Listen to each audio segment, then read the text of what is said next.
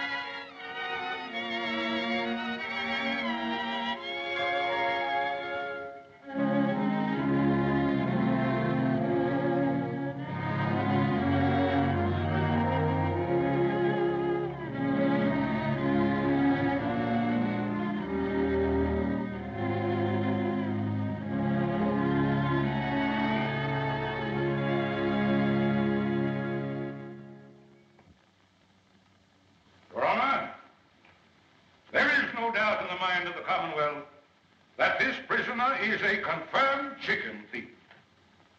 He has no place in this God-fearing community. He is a vagrant. He cometh from no man knows whence. Since arriving in our midst, he has been known to do no honest work. The Commonwealth of Kentucky asks, yea, demands, that he be adjudged guilty and sentenced to 6 months on the chain gang.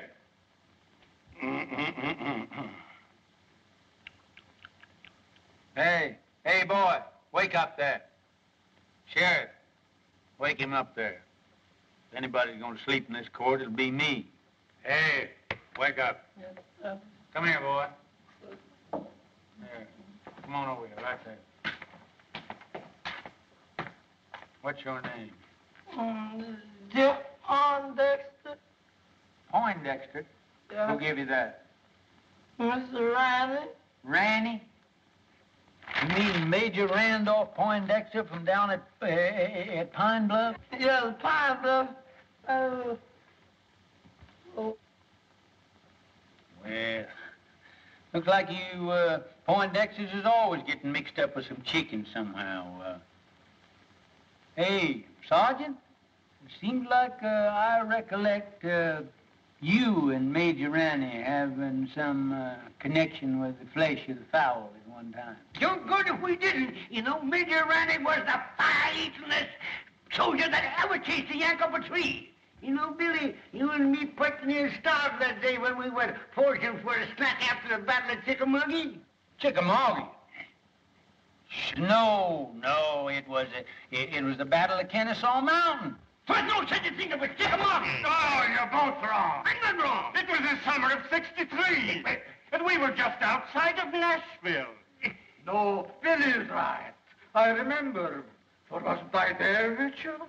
Your Honor, the Commonwealth objects to this digression. Now, Senator, you know, now the point is that the Major, he acted the part of a gentleman and a soldier, and he removed the temptation from out of our path by eating up all the fat hens in the whole bunch and leaving us nothing but a lot of old skinny Dominick roosters. You remember, boy? Come to think of it, Billy, they were Plymouth Rocks. There was no such a thing that was Yankee chicken. There was Rhode Island Reds. I know, because I could touch the Plymouth Rocks. Yankee was Rhode Island Your Honor!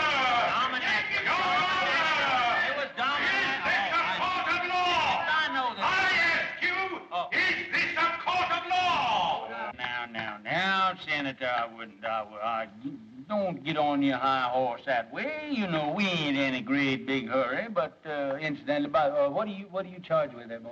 Nothing, Judge, but I wasn't near them chickens showing up. I just fishing. Fishing? Where was you fishing? Down Sleepy River. Ain't no fish in Sleepy River. Ah, son. Ain't neither. Full of catfish. That's right, Jimmy. Yeah? Sure is, white folks. I catch bullet catfish in there that long. There's your proof he's lying. Here, come here. What do you use for bait? Oh, I got a hunk of beef liver. Beef liver. Yeah, I have to take the That's beef good. liver and put it on the hook and chunk it out there. Let them have the first piece for nothing, see 'em. Then you put some more on that and chunk it out there. And then they think they're going to get that for nothing. And you catch them as long as you got the liver. And I go down there all the time, and I don't care nothing but that liver. Right, just but it's doing coming on. Yeah, I remember. Oh, down there. I bet it must have been how long? Yes, sir. I told him the other night. I got to take down the judge's clothes. Got to take 'em in the house. Yes, Lord. Got to get out that old ironing board. Fix 'em up for the judge to wear. Yes, Lord. That's what I was going to do. Praise the Lord, Mr. Room. Is you a hand or is you ain't? Hi, Aunt Dilsey. How come you here? The judge say you up there at that college learning to be a lawyer, man. Aunt Dilsey, I got stomach trouble. Lord help you, white child. What them Yankees been feeding you? Not a darn thing. That's the trouble. What have you got for supper? Mr. Rome, you stay here. Us was going to kill the high stepness rooster in the yard and a great big bowl of milk gravy and grits. And waffles? Don't you worry none, honey. You's home now. Mr. Rome's home. Mr. Rome's home. Mr. Rome's home. Hey, Uncle Billy! Get that baby. Hiya. Well, if it ain't wrong. Well, salt me down. What happened up there? Did them Yankees kick you out of that law school, huh? Sure they did, with a diploma. You're now looking at a full-fledged member of the bar. Let me look at you. Full-fledged, my gizzard. Yeah, lawyer. You know, you better get your britches half sold, because you're going to sit around a long time before you get your first client. Well, I don't mind, Uncle Billy. You know what happened to me before I got my first client, don't you? Lord, I sat through 2 Republican administrations before I...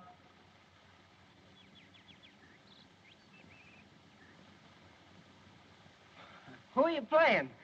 Oh, I'm just doing a little practicing here for the championship. I got Jeff here. He's doing the retrieving for me. Me and Herman Felsberg is going to play against Jimmy Bagby and Doc Lake. 2 of them balls down there, will you, Jeff? 2 again. Mhm. Remember the last time? I'm going to show you what had happened to Jimmy Bagby now. If he's, just want to show you how far I can... Ooh, look at... Look at them Yankee shoes you got on there, Jeff. Look at that. Yes, I never seen shoes with buttons on them before. I seen pants, but... Oh, say, that's fine. Oh, just take your button shoes with you and just step that off and see just how far it is. All I right, think that's Uncle about Bill. a record. 1, 2, 3, 4.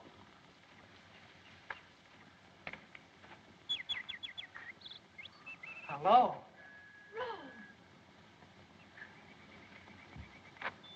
Glad to see me? Why, I thought you were still up north. I got in this morning. How'd you know I was back here? Well, I didn't, but Uncle Bill... My, you look pretty with those things. Isn't this a lovely spray? Mm-hmm. Now, young lady, I want to ask you a question. Please let me down, Rome. Miss Gillespie, will you please tell this court why you didn't answer my letters? I've got to go in. Really, I have. Now, tell the truth, the whole truth, and nothing but the truth, so help you. You know why. All I know is that you've changed since I went away. Well, that isn't it, Rome. It's just that we've grown up. mean you don't like me anymore? Oh, Rome. Well, if my mother or anybody has said anything... Oh, Ellie Mae, I mean... Well, I'm old enough to choose my own friends. Please let me go. We've got to get this thing settled once and for all. I've got to go in, really, I have. All right, then. I'm coming back tonight and find out what it's all about. You can't. I have an engagement. Who with? Fleming Talley. Well, how about tomorrow night? Oh, Rome, it's no use. All right. That's the way you feel about it. You can sit right there till we understand each other. That's all right. That's all right. We don't need no more practice for them old men. Besides, that exertion calls for a julep. Yes, but you gonna wait for that young gentleman for you. Wait for him? Unless young folks has changed since I was skirmishing around.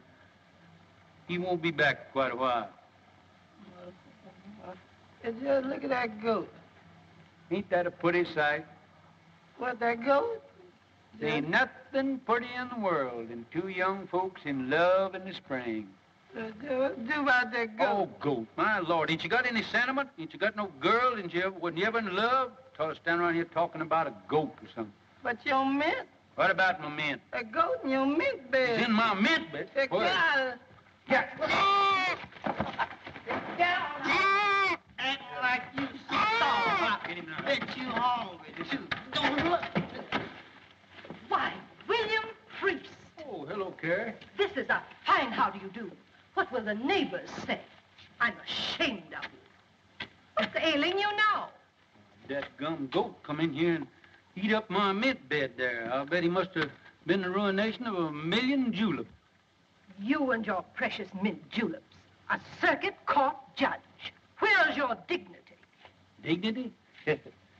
I don't reckon the Priest family will ever have to worry about dignity as long as you're alive and kicking. Well, it's a good thing somebody in this family has pride. I always told my brother when he married you that he saved the family name. Well, if he were living, he wouldn't be fooling around the front yard with a goat.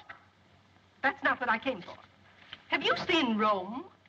Oh, Rome? Rome? Oh, appears like I did see that son of yours around here a while ago. I expect he's downtown, though, now. Strutting around, showing off his button shoes. Now, don't you play possum with me. As if I didn't know you'd been encouraging that girl over there to set her cap for Rome. Carrie. If I didn't know that you had the biggest heart of any woman in the world, I'd think you're the most suspicious creature that ever come down the pipe. Never mind that. You come up on the porch. I want to talk to you.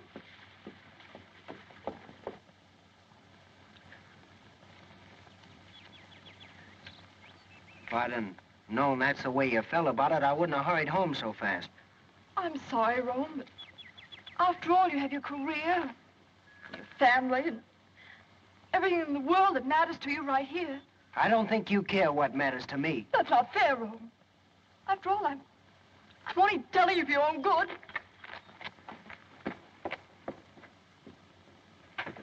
William, I'm not a woman to beat about the bush. This business of Rome and that girl next door has got to stop. What do you got against Ellie Mae? She's an awful sweet girl, seems to me. She's got gumption, and she teaches school, and supports herself. I don't want to be unkind. She may be a very nice girl and all that. But after all, Rome is one of the Kentucky priests. And the name of priest means something in Kentucky. Well, I've never heard that it meant intolerance. It means good stock and family pride.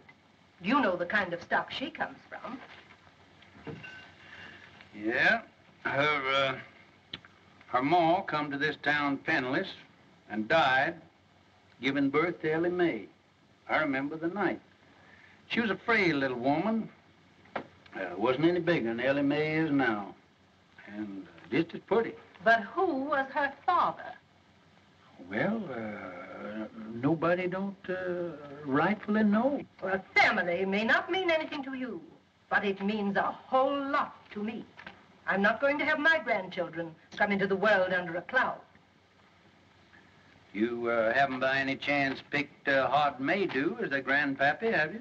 Oh, I know you've never liked Senator Maydew, but you can't say anything against his folks. They've got money, they're an old family, And Virginia's a lovely girl. She's always been crazy about Rome. He could do a lot worse. Well, I guess me and Rome, we ain't got anything to say about it. I knew you'd come around to my way.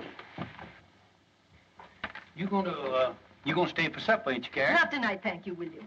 The daughters of the Confederacy are having a chicken supper at Cape Maydews, and I'm late already. Looks like you daughters get more ferocious every year towards Yankees and fried chicken. You got your badge on there. Yes. Mighty pretty. Good night, William. Sometimes I think you women got more badges and medals out of the soldiers did. Good night, Carrie.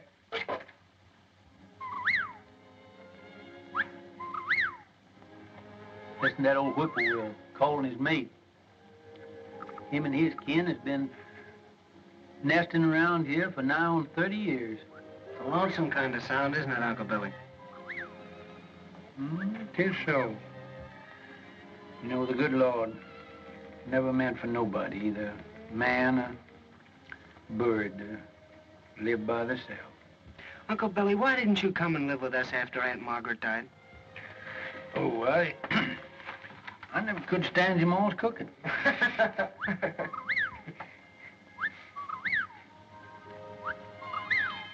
Oh, fine swing over there on that other porch. I wouldn't be surprised if they ain't a pretty girl sitting in it now.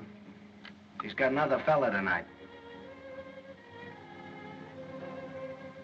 Ellie Mae sure is pretty.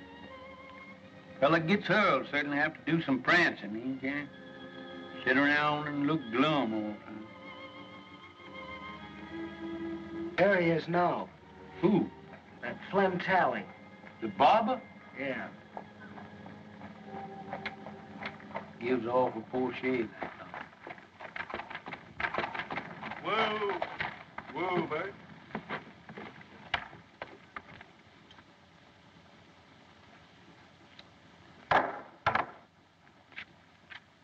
Yeah, I am, honey.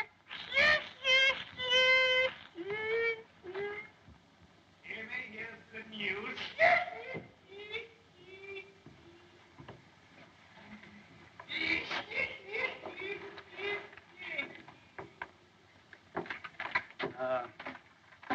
Son, there ain't nothing will get your mind off women folks like work. Will you run back in my library there and get my old Kentucky Code of Statutes? It's an old calfskin book up on the top shelf there. That gets me, that brain there. Long years, I'm just gonna see if I can't stop him. Gabby Rives and Joe Herringer, you know, the boys that work for me down at my barber shop. Well, they comes to me tonight and wants me to go over to Old Town. Some high-flying gals over there. But I tells them no. I can have all the fun I want right here at home. Now, guess who I was talking about? Couldn't I make you some lemonade? Lemonade? Sure, honey. And I got something to sweeten it with. Right out of the mountains and kick it like a mule.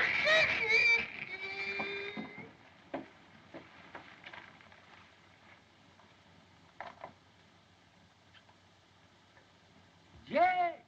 Oh, Jack. You see anything I met a Flem Tally, a barber man around here? No, what'll he be doing around here? I don't know, Judge, but they're headed this way for him. What are you talking about? Who's they? Some lady's pappy, a two-barrel shotgun. He said Mr. Tally's been messing around. He sure is in a killing mood. You mean that he's going to annihilate him? No, sir. He just gonna shoot him. That's all. Well, there ain't a thing that I can do about it. My job don't stop until they've got him all laid out in the morgue, full of buckshot, cold and dead. And and ready for burial. Then I steps in. But you, Judge, you the law. Oh, I can't do a thing about it, as I said before, until the shooting is over. And then I'll certainly see that the murderer gets a fair trial.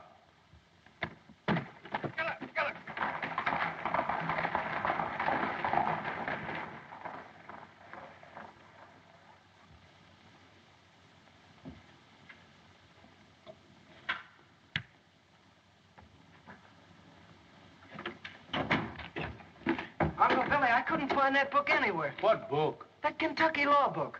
Oh, maybe I didn't have one. Ellie Mae's waiting for you over there. What? How do you know? Are you sure? Now, don't be standing here like a jaybird gawking when I tell you she's waiting. Go on out of here and go.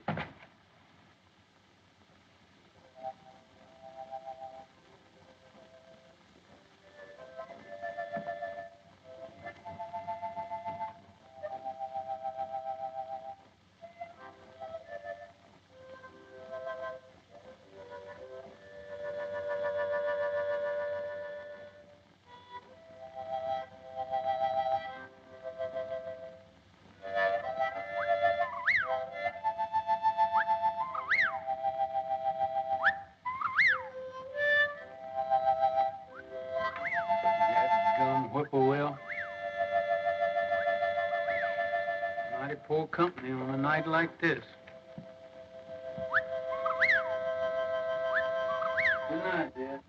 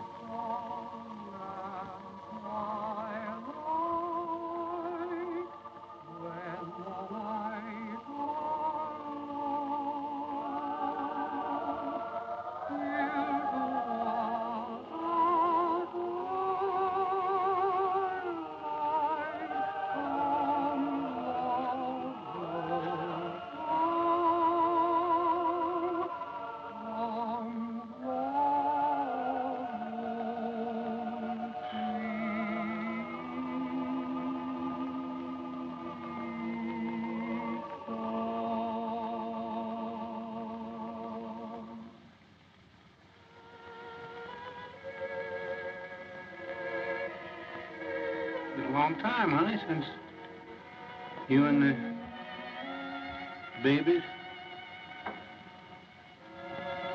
went away.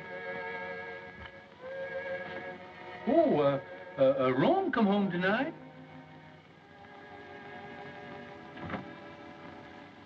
Little Robert E. would have been, he'd have been just the same age as Rome is now.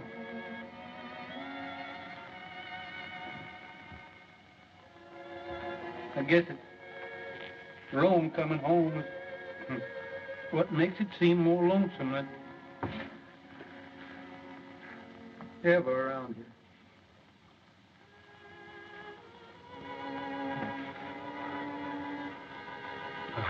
Honey, you know that fella that he enlarged that tin type, he sure did a pretty job. I wish you could see it, honey.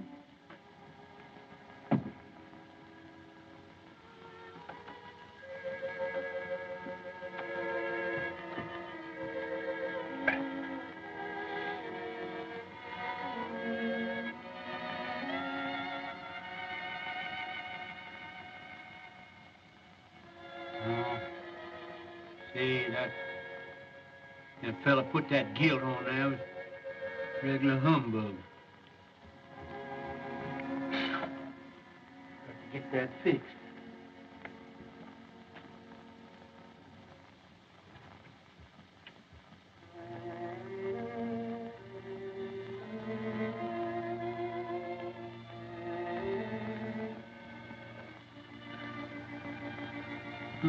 Honey, it sure is a pretty night.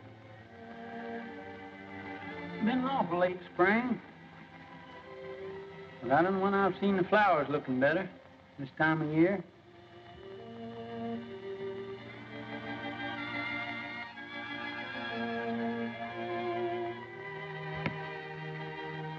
People are funny things. Always got their eye set on something.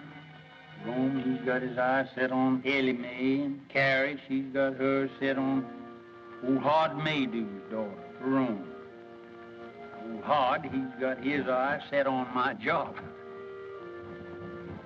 Some of them's gonna be disappointed. Them honeysuckles sure do smell sweet. Seems like I just can't get my nose full enough of them.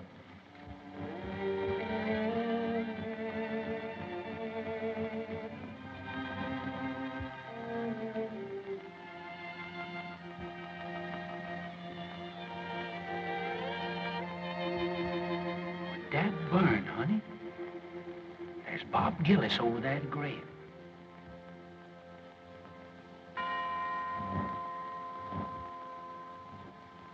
It's at Ellie Mae's mother's. You're a pretty boy, though. Yes, sir, you is. Hi, Jimmy. Hello, Billy. What are you doing there? Figuring on getting called to the colors again? Hello, Gillis. Hello. Never know what them Yanks is going to do. We licked them once, and I'm keeping old Deadeye ready in case we got to do it again. Say, better look at old General Forrest there. Think he's gonna need a little shoeing pretty soon. Well, I'm mighty busy right now, Billy, shoeing them two horses over there. Hey, Bob, we better take a look at the judge's horses, some of them.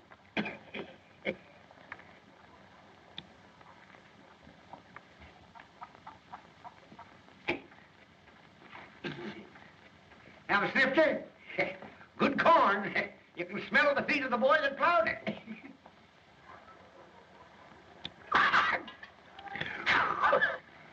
That breath of yours is like a hot mince pie. Where you going? Going fishing. Sleepy River. Sleepy River? Why don't you fish in the trough there? Need shoeing? No, all right for a while yet. Say, bad scar you got there. Bullet? Yeah. Get that in war? No. Folks say you come from up north. Must have got that up there.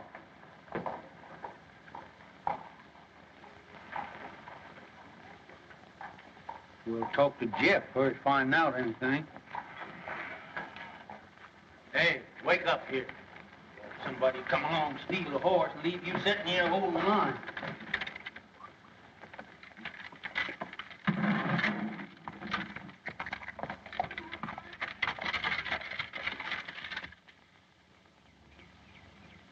All right, come on with that beef liver now. The bait is in a bait bag. All this keeping head Hurry up now. and liver.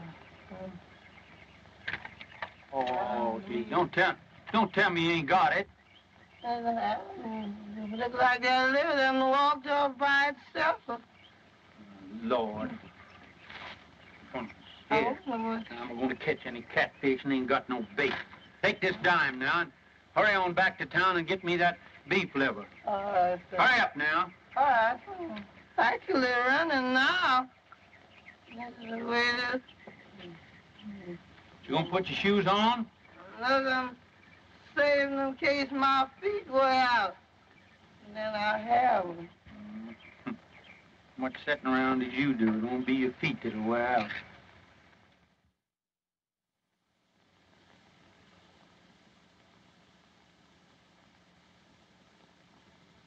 Master Jesus wrote me a note. He wrote it on the wood. He tell me to put on my Sunday clothes, for he's coming to fetch me soon. Master Jesus wrote me a note. He wrapped it in a star. Say he gonna wash me white as snow. Though I be as black as tar. Because I got a hat and this good old pretty vest hanging up in there doing nothing. By Graham. Well, plague take you, I thought I told you to stay away from that Yeah, vest. but Judge, it got hung up on Yeah, my... you got my coat on there, too. Yes, but this old skunk coat... Skunk coat? I mean possum. What do you mean, possum? Rabbit. Rabbit? Say, listen, every inch of that is raccoon. Better be raccoon. I took it off a rich Yankee. Now you get in there and put them things away from there. Better get on over at that festival there. Dilsey might be needing you, too. How are you, Judge? Just Oliver, Reverend, just Oliver. I'm afraid it takes ice cream and cake to get you old soldiers out of it, Judge. Yeah, if the Lord ever gets in a jam, why, he knows who to call on. That's right. Going to church isn't everything there is to it. Evening, Senator. Good evening, Reverend. Good evening, Judge Breeze. Good evening, Rod. As one of our best churchgoers. Yes, it's surprising how far some men will go to get a few votes. Too bad we didn't get rid of him and get him off up to Congress there after him spending that term in the state Senate. I understand he thinks you deprived him of that honor. Me? Great Democratic Party and Thomas Jefferson. Evidently, the senator doesn't see it that way. Tell me that his cases in your court have taken on the appearance of a personal feud now that he's a candidate for your job. Oh, I wouldn't say that, Ashby.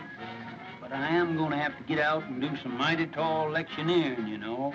Hart he's a spellbinder in a silver tongue from way back.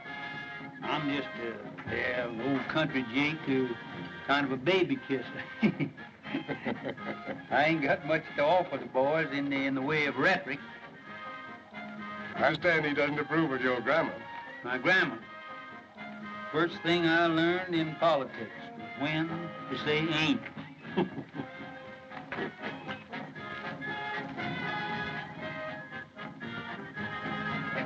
Speaking of ice cream, did I ever tell you about Shiloh?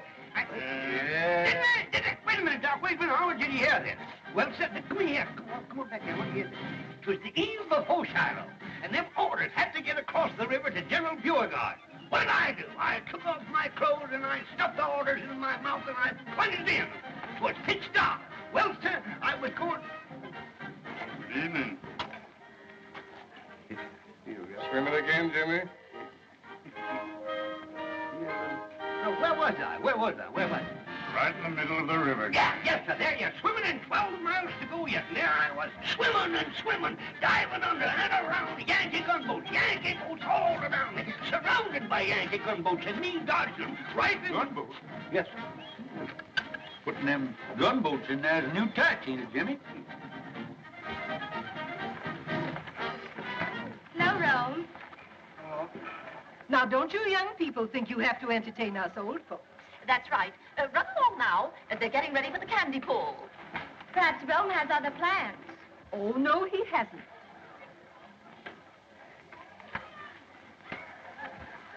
I declare, Virginia gets prettier every time I see her. And I know you're happy to have Rome at home again. Oh, he's such a nice boy. Don't they look fine together? Look at them, Horace. Ah, yes. Youth, beauty. I remember when I first crossed the threshold of my young manhood and listened to the sweet murmurings of my heart. Oh,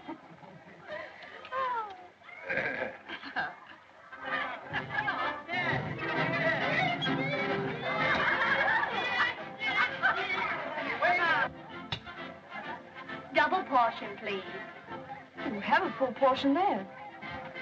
Oh, but we can pay for it. Can't we, Ro?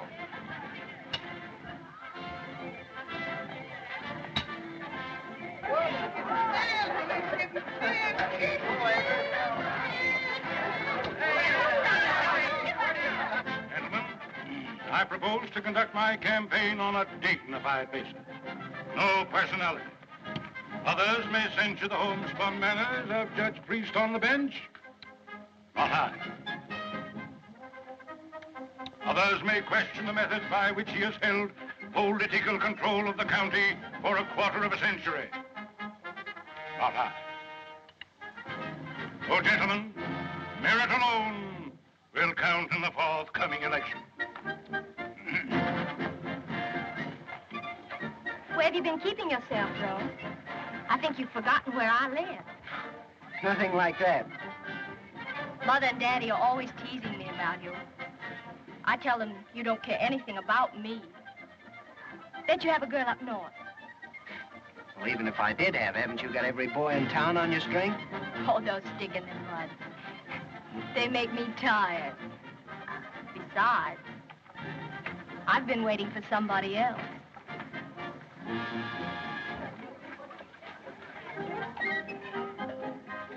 Attention. Say, what's the prettiest gal at the festival here, moping around back here by herself, huh? You want some taffy, Judge? I ain't much of a taffy puller.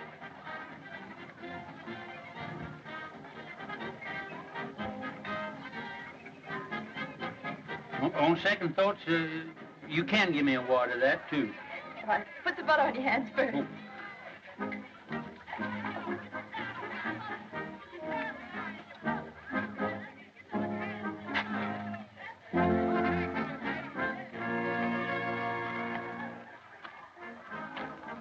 Oh, Uncle Billy. Oh, no. You ain't doing that right. What's the matter with it? Here, let me see your hand. You ain't got no butter on there, no wonder. Here, let me show you. Here, put mine in here. Let me show you. There. Go on up there, run on up there and put some more stickum on your hand there. Go on, right up there. All right, Uncle Billy. That's it. Now, here, put that right over in there now. Now, here. Now, that's the thing. Candy pulling, you got to keep your mind right on it, Look at it. That's how you're getting it all on your hand. Keep your mind on what you're doing there now. Lord, you pulling candy with champion candy puller of this neighborhood now.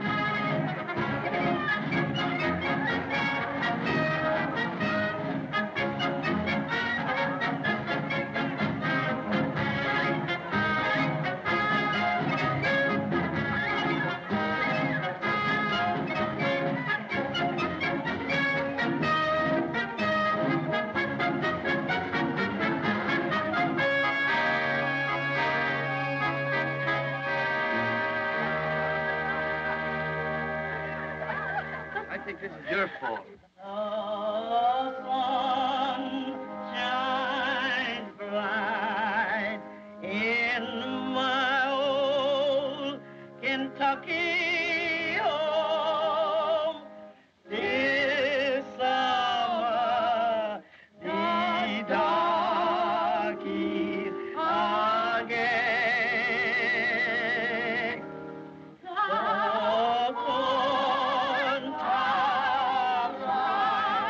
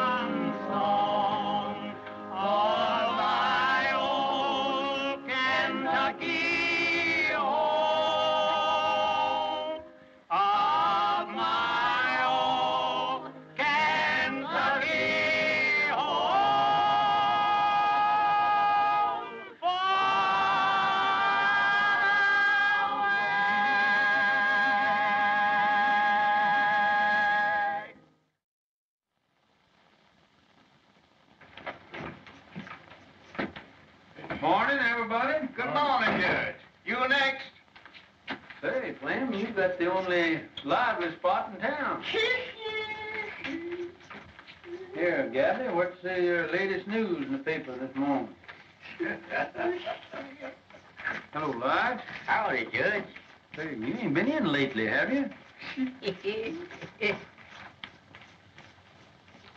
Good morning, Mr. Morning.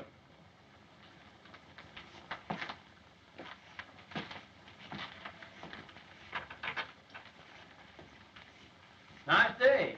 Yeah. Oh, Flem, here she comes.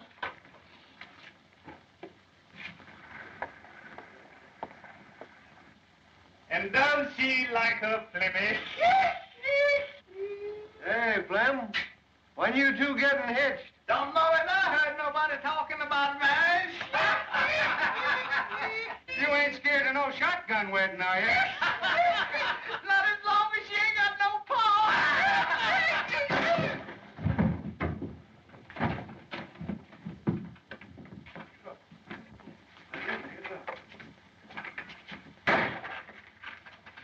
Say, that fellow's gonna make himself mighty unpopular around here. That's right, Judge. Yeah. There's about 2,000 male citizens here that's gonna be mighty sore at him. Yeah. When they find out that he punched you in the jaw before they could.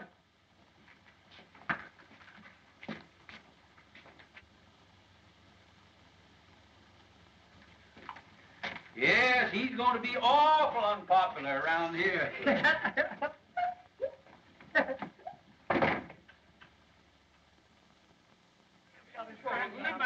We're not licked to the last shots fired. You ain't gonna have no excuse. I got the grounds in All right, shape. yeah. You choose up with Billy. There you go. Yeah. 1, 2. Oh, you had Who starts, Herman? Yes, sir.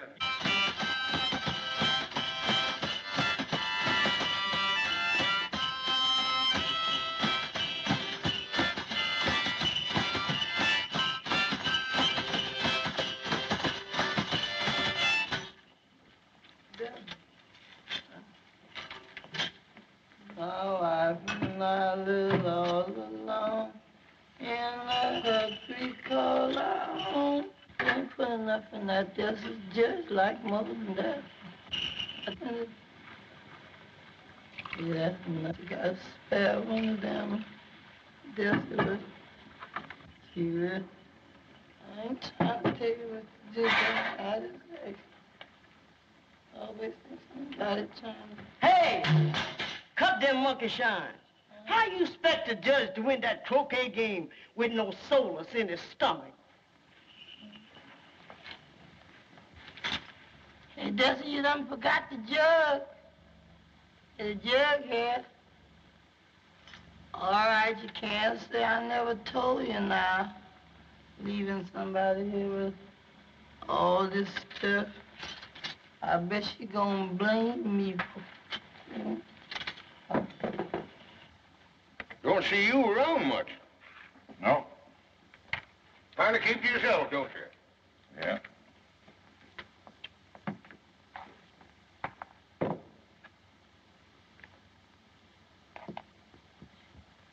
Joe, get some more beer while I knocks me that 14 ball down there in the corner. I'll pay for it. Hey, Flem, Gillis is out there. Yeah? Yes. Come on, let's get it. Don't hold your horses now. He'll be heading through you in a minute, going home. Fellas with me? Sure. Sure with you.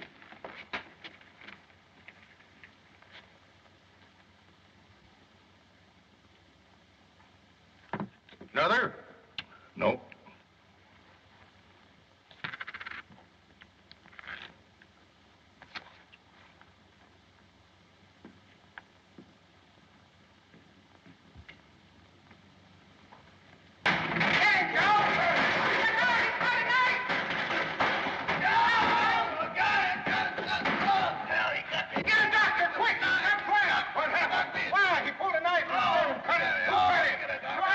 He cut Flem. We saw him. With the knife? Yeah, we saw him to it. Look at that. Cut it. Cut it. That blacksmith fellow. We're not for fine things. Get a doctor.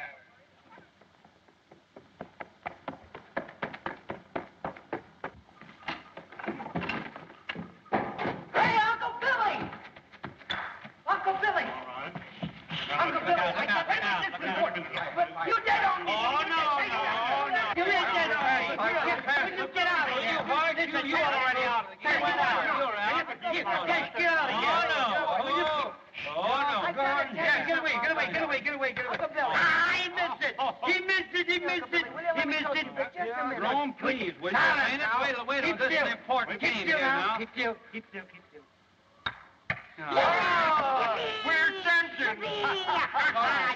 Let me talk to you. Golly, I don't see how the South ever lost the war with a guy that could argue like you did. Uncle Billy. What is the matter? You've already made me lose the game. Uncle Billy, I got a client. Oh, well, who is it? What's the matter with him? Gillis, you know, Mr. Bagby's man. Huh? What's that, Bob Gillis? What's he doing? He cut up Flem Tally. Yeah? And right after he gave himself up, he sent for me.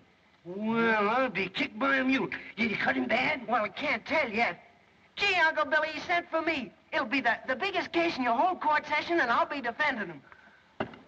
Well, I wouldn't gloat too soon now. Oh, don't you worry.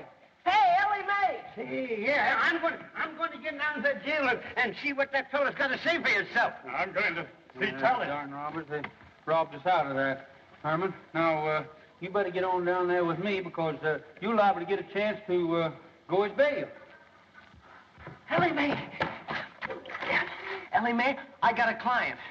Oh, Rome, I knew you would. Come on over. I want you to talk to Uncle Billy and tell you all about it. That sort of novelty, Herman, the barber getting cut up. Whoever cut him up couldn't have cut him much if they used the barber's razor. Where's Rome? I won't have it, that's all. He's getting mixed up with that kind of people. Oh, what's he done now? Well, he's done enough. Mother, what's the matter? Something wrong? If you're in the habit of discussing your affairs before strangers, I'm not. Well, Ellie Mae's not a stranger. Excuse me, Rome, I'll go. No, wait. All right. I have nothing to hide. Carrie, what's the matter? Have you been out in the sun too much? You shut up, William Priest. I hold you responsible for everything that's happened. Are you going to defend that man?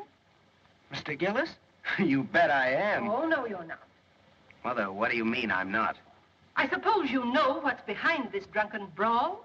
No? Well, then I'll tell you. They were fighting over that girl in a saloon. Mother, that's not so. Carrie, you can accumulate more misinformation in a shorter time than anybody who told you all this rigmarole. Virginia Maydew. Who? Virginia Maydew. Oh. She got it straight from her father. And brought it straight to you. She wanted to warn Rome. I know you've never liked me, Mrs. Priest. I know you've tried to stop Rome from going with me. And I know you think I'm not good enough for him. But let me tell you something. If Rome were half as mean as you are, he wouldn't be good enough for me.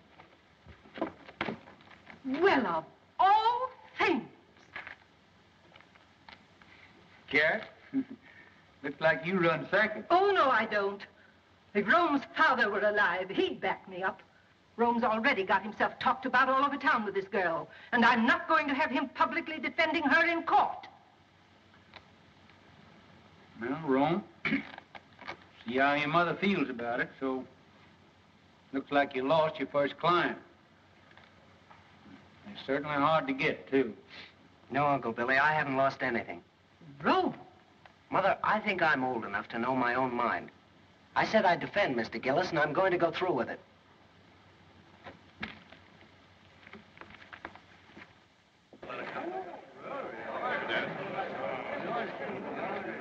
Right this way, Reverend. Have that chair there, please, sir. Hi, Harry. Hi, Luke. How are you? Well, all right.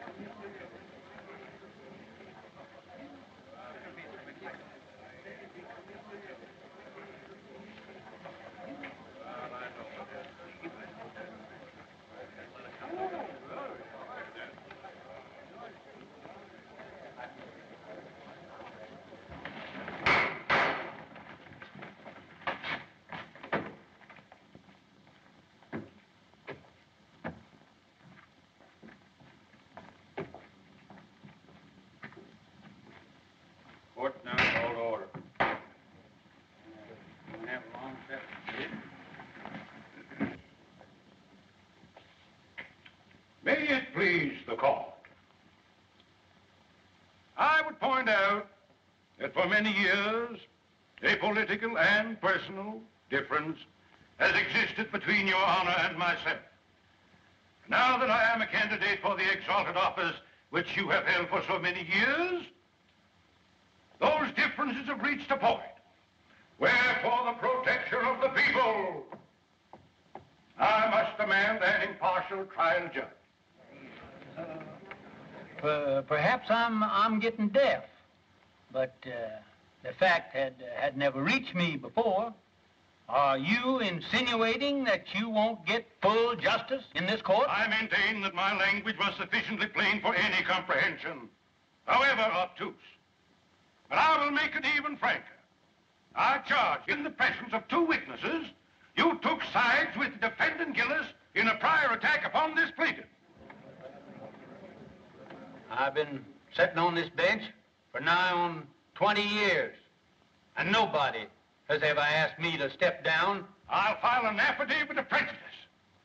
That won't hardly be necessary. Then I call upon you, Judge Priest, to vacate the bench during this trial and yield your place to a qualified judge.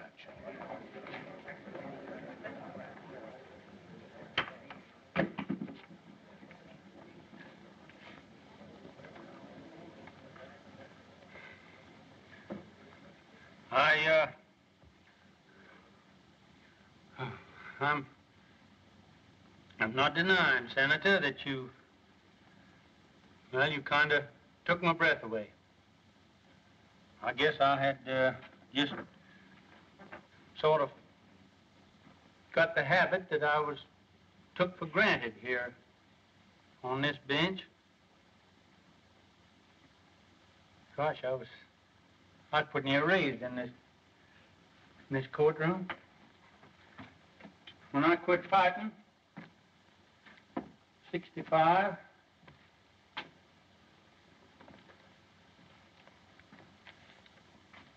for what we thought was right, I kind of calmed down, found out I couldn't lick the whole United States. I come back here to my hometown, and I put up my shingle. It wasn't long before I was sitting on that bench. Maybe I did have a hankering for the spirit of the law, not the letter. But as far as I know, nobody ever found cause to complain till now. Now, you jury, you forget everything that I've said. And my feelings has no place in the records of this trial. Now, if you'll excuse me, neither side has any objection. I'd like to ask the Honorable Floyd Fairley if he won't come up here and take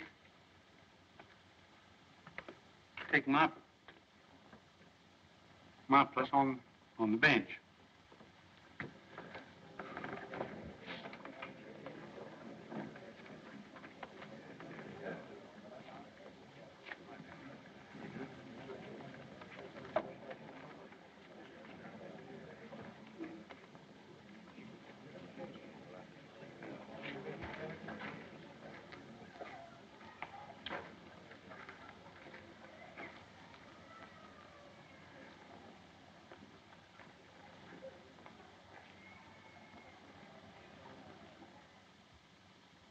Well, what happened then?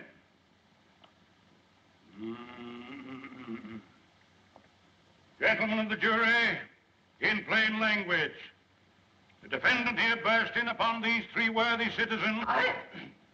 I object, Your Honor. I deny that my client ever burst into any place or anything. Objection sustained.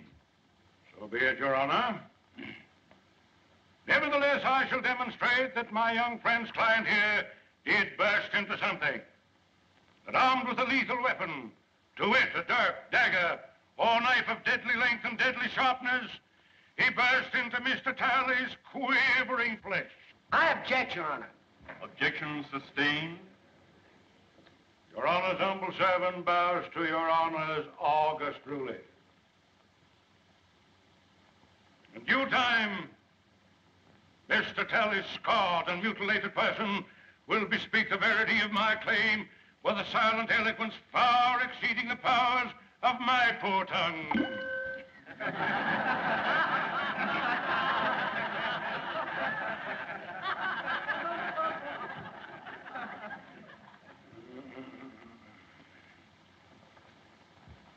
We was playing bottle pool when he come in and attacked at me. Didn't you attack him with a billiard cue? Not until after he come at me with a knife. Well, it's just like Clem says. We wasn't paying him no mind, and he come looking for Clem. But weren't you three all armed with billiard cues? Well, never heard of nobody playing pool without them.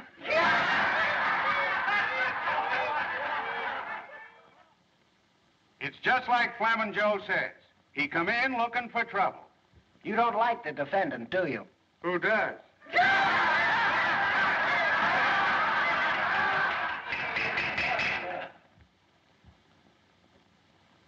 Your Honor, the defense is through with the witness. I should think my young learned colleague would be glad to be through with the witness. Your Honor, the prosecution rests.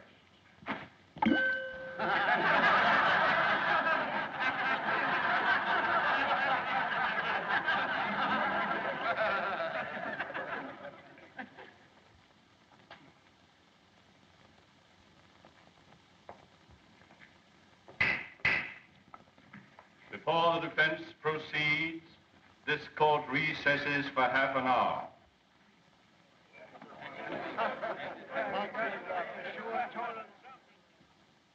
I don't know why you did it, Mr. Gillis. The Judge Priest told me what happened in the barber shop. Oh, you've got to tell the jury. They'd never convict you in a million years if they knew you were defending a girl's name. Don't you see? You can't think of me now. You've got to think of yourself. Look, Mr. Gillis, I don't want to bring Ellie Mae's name into this thing any more than you do. But she's right. They can give you 10 years for assault. And the way Mayhew's working on the jury, they'll give you the limit. Oh, you've got to tell the truth, Mr. Gillis. Don't you see? You've got to. I ain't going to tell him anything.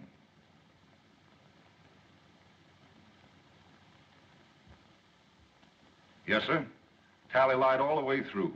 And Herringer and Gab Ride, they lied too. It was 3 against 1 in Billy Gaynor's back room, and it's 3 against 1 in this here courtroom. Have you ever been in any other cutting scrape in town before? No, sir. That's all. One moment.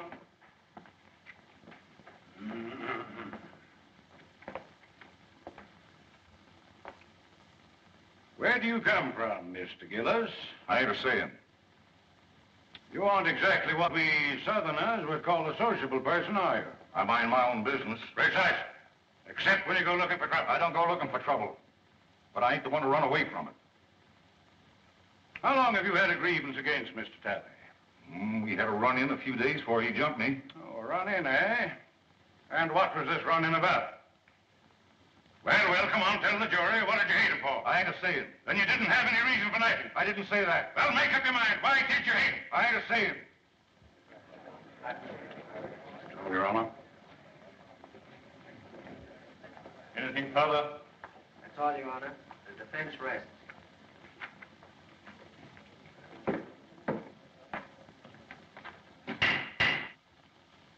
This court will adjourn till tomorrow morning. It is our hope that the summations will be brief, so that we may all attend the reunion ceremonies, which begin at noon.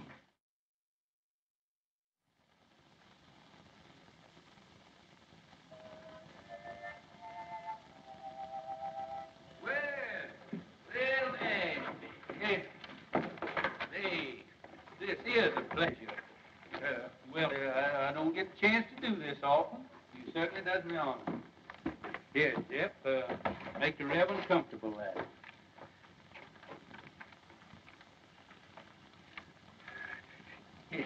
It looks like you kind of caught me red-handed there. Well, could I, kind of inveigle? Been a long, tiresome day, and it's mostly mint. No, thank you, William. I appreciate your sympathy. You know, I kind of thought that you'd be working on your Memorial Day address for tomorrow. Well, that'll take care of itself. What I'm worried about is this poor devil of a Gillis. You know Gillis? My trade takes me into queer quarters sometimes. Well, I feel just as sorry for that fella Gillis as you do, but I'm plumb out of it. Hart got the best of me. He sure did. Case is closed. It's all settled. I don't think Hart will, he'll be fool enough to reopen the case for nobody or nothing.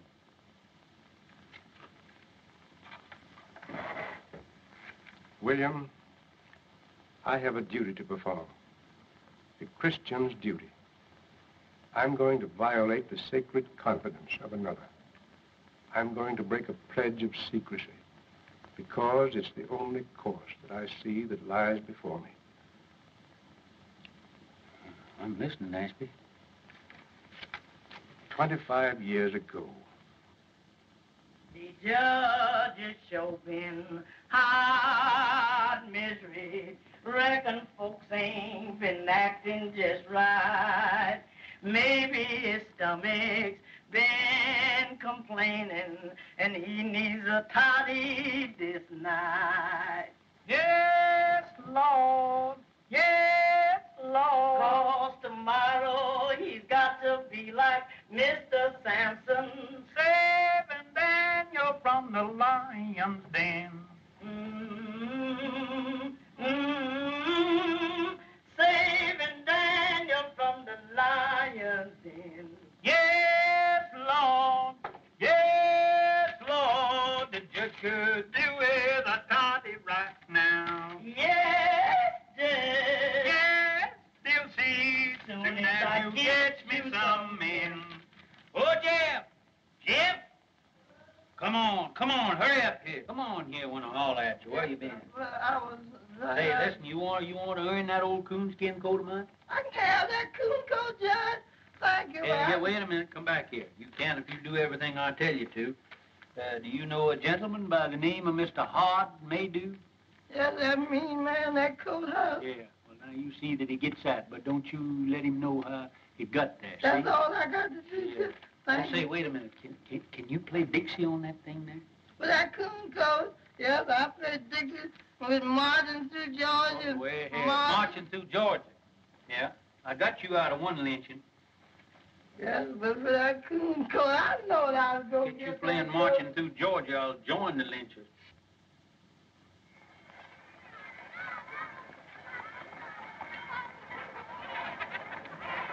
Hello, children. Hi, what do y'all got in your basket? Oh, the chicken. Well, that's just what I got. That's what the judge like.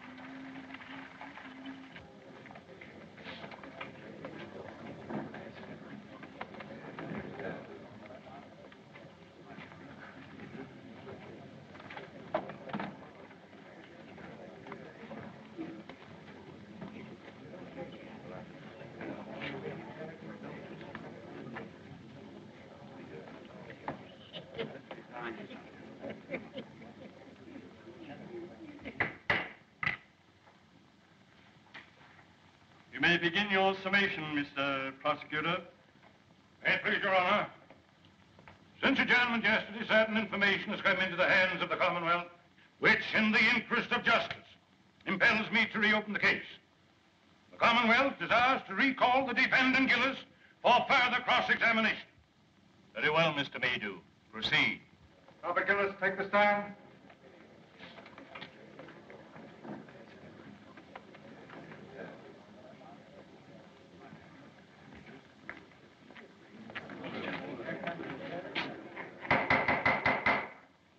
Your Honor, as I recollect our procedure, for the time being, I'm an ordinary member of the bar.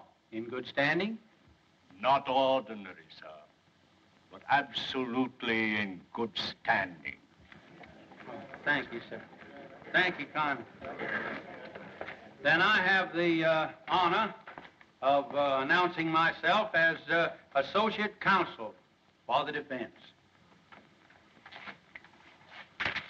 Seeing as the case has been reopened,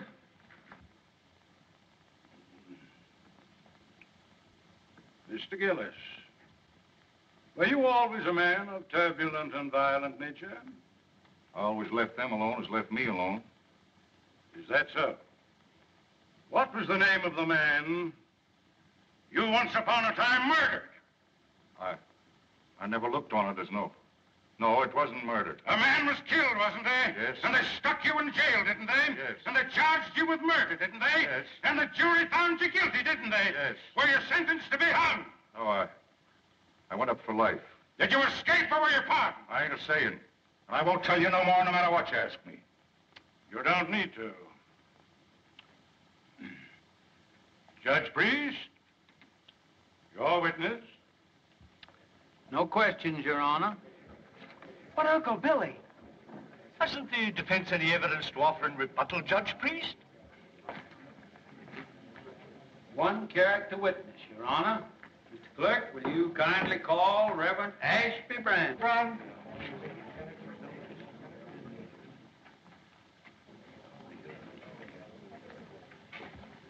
You solemnly swear to tell the truth, the whole truth, and nothing but the truth in the case now pending in this court? I do.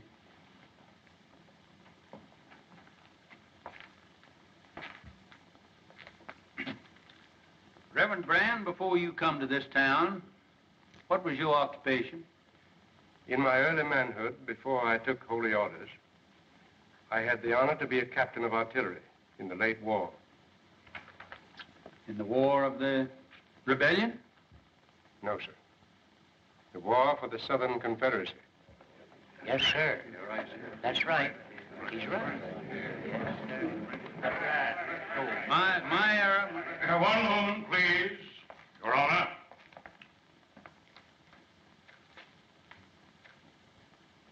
I yield to no man in love and everlasting devotion to that sacred lost cause for which my people fought and bled.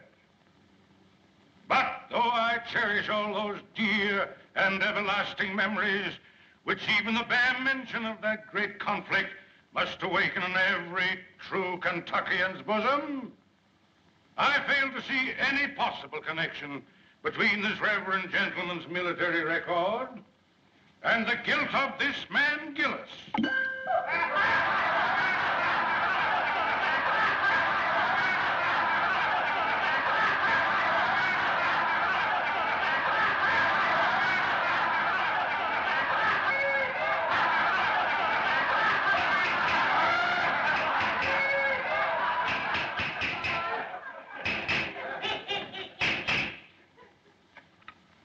I think the court will commit no grave legal error by allowing a minister of the gospel to tell his story in his own way.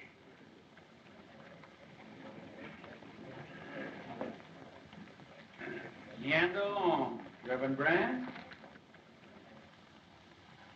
As many of you know, I am a Virginian.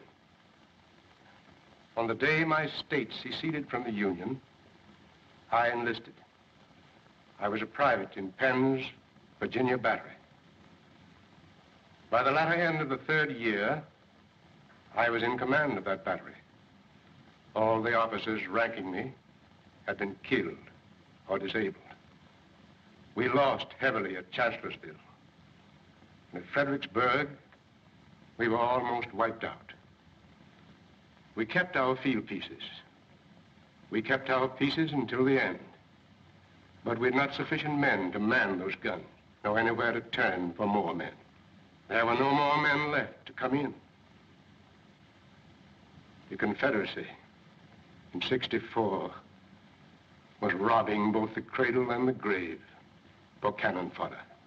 Well, sir, I got temporary leave and went to Richmond to see our war governor. I said to him, "Sir, I've come to you to ask for men to serve my guns." He laughed and said, "Tell me where they're to be found." I said, "Among the chain gangs from the state penitentiary." He said, "You've come too late, young man. I've freed every convict that might conceivably be trusted with freedom. There are left only the lifers, and I dare not turn them loose. They're working under guard, building defenses for you to fight behind." He opposed me, but I argued with him. And finally, I won. He gave me authorization, signed it, and with his own hand, affixed the seal of the sovereign state of Virginia. I rode back to the line, sir, and I found my chain gang. I told them to drop their tools and line up before me. I told them, if you go with me, you go to face a hell of destruction and suffering and death. But I said, if you do go, you go as free men, as soldiers of the Confederacy. Your past will lie behind you, and your future, if you survive, is in your own hands. And I promise you this much. If you stand fast, if you do your duty, if bravely and honorably you acquit yourselves as men, then such of you as live through to the end, and some of you will live, are not to come back to this. It's for you to decide. Those who remain behind, stand fast. Those who come with me, advance one pace.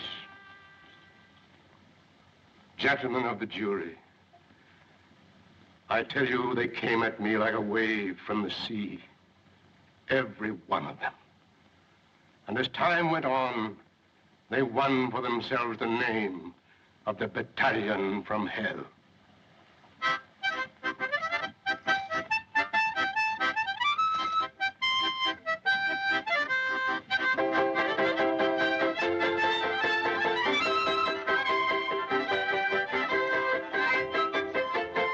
Those men, those felons, with the scars of their shekels still on their legs, they fought for the South like men, none better. And they died like men, most of them. I was one of those men of whom I wish to speak a special word of tribute. He stood out for his courage and his fidelity, for his worth as a soldier and a man. Most of all, for his invariable truthfulness under all circumstances. He was from the mountains of my own state, a man who spoke little, but did much. I saw him once go out under fire during a battle to rescue at his own risk a wounded Union officer who lay there helpless between the lines. Another time, our stars and bars was wrested from our hands. We fought breast to breast that day. This man of whom I'm speaking threw himself on a riderless horse and rode into the thick of it, and by the grace of God, came galloping back from the jaws of death, our colors clutched in his hand.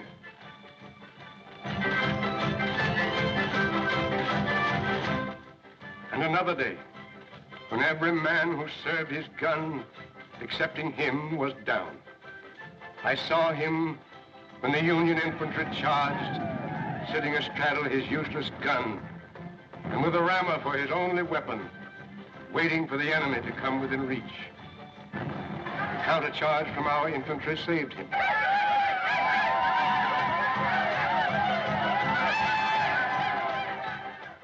But he had stood fast, and he was alone. After the surrender, I kept his secret, and kept it to this very hour. Though I've seen him daily at his work, watching over his daughter, providing for her education through me, and all unknown to Ellie Mae.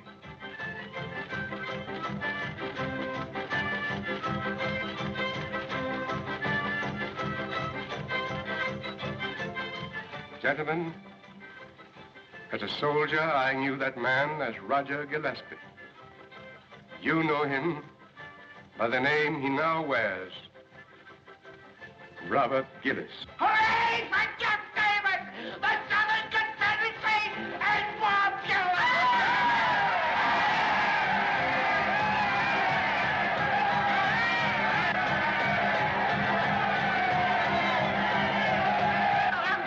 Get out of the way! Can't you see that poor, helpless child needs a mother?